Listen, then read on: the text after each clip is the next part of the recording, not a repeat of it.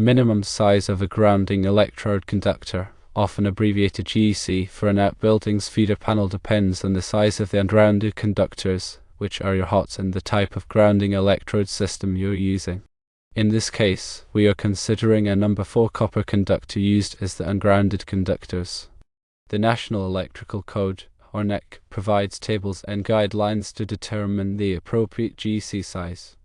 When sizing the GEC, you must consider the largest ungrounded conductor feeding the outbuilding.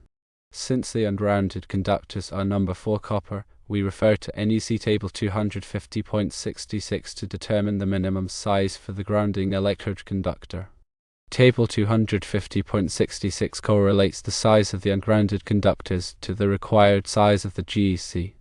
If the grounding electrode is a concrete encased electrode, often called a UFA ground, we must also consider 250.66.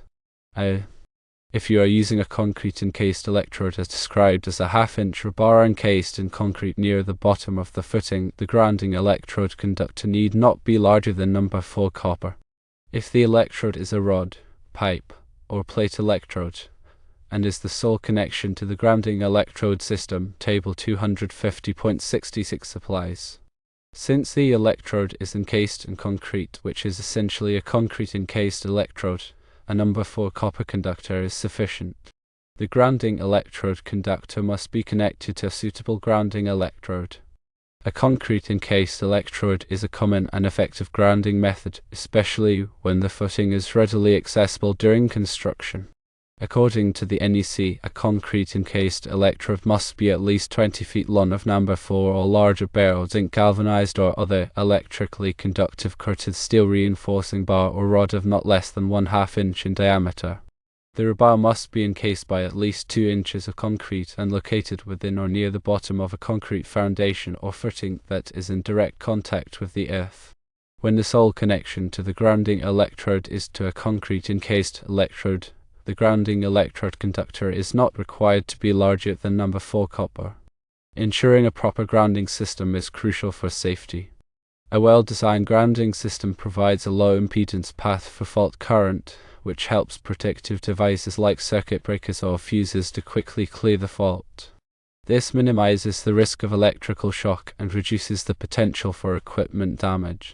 The length of the grounding electrode conductor should be kept as short as possible and free from sharp bends to minimize impedance. The grounding electrode conductor must be securely connected to both the grounding bus in the outbuilding's panel and to the grounding electrode itself. Use appropriate connectors listed for the purpose to ensure a reliable and low-resistance connection. Regularly inspect the grounding connections to ensure they remain tight and free from corrosion. Over time, connections can loosen or corrode, which can compromise the effectiveness of the grounding system. If you notice any signs of damage or corrosion, address the issue promptly.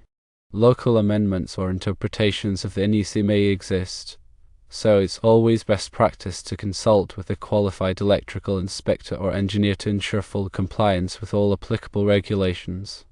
Keep detailed records of your electrical work, including the size and type of grounding electrode conductor used, the type and location of the grounding electrode, and the date of installation.